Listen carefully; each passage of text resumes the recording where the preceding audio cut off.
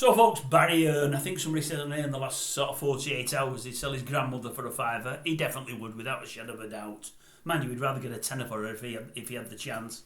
Yeah, we've seen the interviews with him yesterday, but if you didn't, I'll fill you in. The Bieber asked him about the ongoing saga of the Snooker World Championships and Sheffield there, the Crucible. Is it going to carry on? He said, well, we've got a contract till 2027. He said, but thereafter, it's really in the hands of Sheffield themselves. They said, what do you mean? He said, well, it's in the hands of the council, really. They said, why is that? He said, well, the arrangement's not big enough. We've told them. We can get 800 or 900 in here at the moment. It's nowhere near enough. He said, I'm sick to death of getting letters saying, Barry, how do we get tickets for the snooker? We just can't get in. He said, we need £2,500 to £3,500 people. We need an arena that'll fit 2,500 to 3,500. He said, we can sell it out. People want to be there. He said, it's all about the money. He said, things have moved on now. And they're saying, well, Barry, you can't think of moving it, surely. Well, he said, we're getting offers from everywhere, from the Far East and everywhere. He didn't want to elaborate, but he said, look, the thing is, money talks. There's a lot more money being offered. He said, and the players will want to go for the money. He said, what player will want to play for $500,000 when you could offer him $5 million? And I get that, I understand it. You had old Ken Doherty's there saying, well, Barry, what about tradition and blah, blah, blah, blah, blah. And Barry, you made your name with snooker with Steve here next. Now, Steve didn't really pipe up, didn't say much, but obviously he's in Barry's pocket, unfortunately. For all, he was the one that made Barry's money to start with. Barry now is the big fish, and Steve sort of his little puppet there. And I don't mean that in a nasty way, because I like Steve Davis. But he can't really say that much. Ken said a little bit more, although Barry batted it away well. He said, look, it's all about money, Ken. It's about money. He said, it always has been. He said, of course. He said, sentimentality and whatever comes into it, of course it does. He said, without snooker, I wouldn't be here today. He said, but my job, or our job as a company at Matchroom, is to push the sport all we can. He said, in this day and age now, money talks. Look at your golf and at this and at that. He said, and there's money in the Far East. He said, and they're throwing it around willy-nilly. We can't afford to miss that. Anyway, I'm listening to it all and I'm thinking, it's just a joke. It's just a joke. I mean, there's some sports, folks, that should stick to where they've been forever. I think they've been in the Crucible since 77, I think it is. I think that's what they said. That's its spiritual home. It stays there. It's got to stay there. He's saying if the council build another venue, and he is sort of saying that snooker may give something towards it, although he's not 100% said that. He said, if they build the right venue, that shows us they want us to stay. We've got to want to be loved and to be seen that we want to be loved. If they want us here, I don't really want to move. He said, but, he said, with this 800 to 900 arena, he said, it's not enough for the game now. We've got bigger than that, he said. So it's a case of bigger arena in Sheffield and hopefully we sign a long-term contract and stay there. If they're not prepared to do that, we might have to look elsewhere.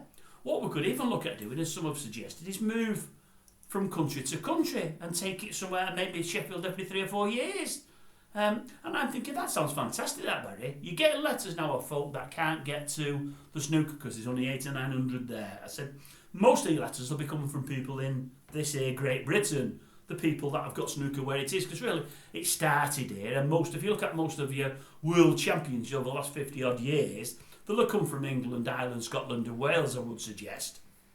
We are getting a smattering of foreign players now, of course we are, and it's booming in the Far East, in China and whatever else, and that's great, I get that, but at the end of the day it started, it's been here for years. How many letters do you think you're going to get off British folk if the comp's played in Saudi or wherever else? Who's going to get there to watch it? Nobody, other than the entitled. Only people with money will be able to get out there. You can't go watch his. I mean, and who would go there to watch maybe a day's play, one of the, say, quarterfinals, maybe a couple of quarterfinals over a couple of days. They'd go watch and then I've come back. I mean, you know, they might not get tickets over there because it's so well liked. So you might have to go over there just to watch a couple of quarterfinals and come back home. What kind of cost would that entail? It'd be unbelievable. It's absolutely crazy. There's got to be a time in life, Barry HEARN, sport life, whatever in general, there's got to be a time where sometimes tradition and sentimentality and all those things and goodwill comes into it. You know, you've got Wimbledon there. All right, that's got bigger. But they've played tennis at Wimbledon since time immemorial.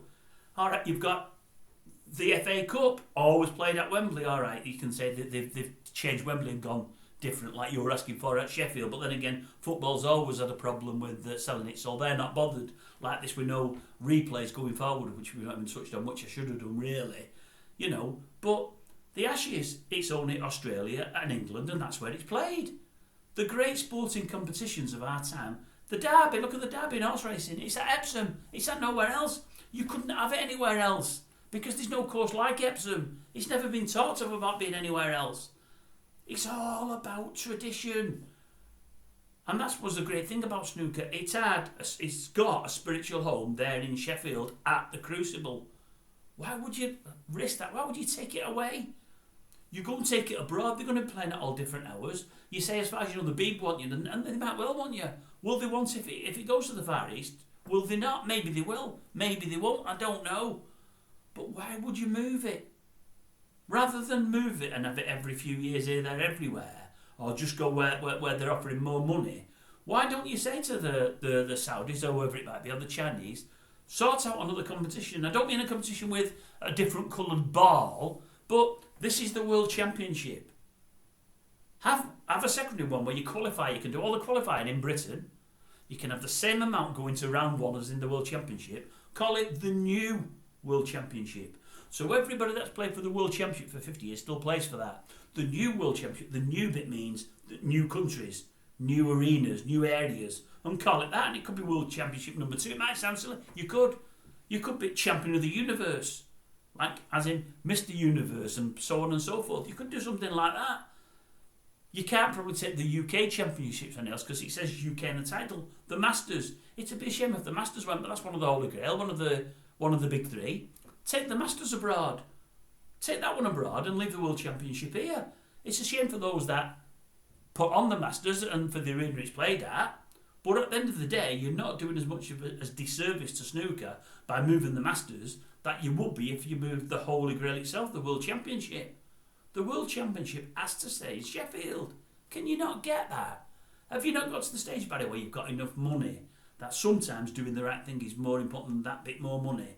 Because it's all right saying, you ask any player, would they rather play for 5 million as opposed to 500 million? And many would say, yes, I agree. But would you rather get, let's say, I don't know what you're making at the World Championship, say 3 mil every year? Would you rather get 3 mil or 6 mil? I know what your answer would be. The 6 mil, and that's why we're talking about taking it away. It's all right, you said it's not really your decision, it's your Eddie's. You're only sort of somebody that looks over things and has an input, but it's Eddie's choice overall. That's just shifting the blame. I seen the interviews today on the Beeb, and I even seen a follow-up one on Eurosport. Read between the lines, you're looking at going, you want to go. Don't. Keep it in the Crucible, so it's a small venue, so some can't get tickets. It's life, it's a shame. But keep it in its spiritual home. Do the right thing, man. Sometimes it's not just all about money. I promise you it's not.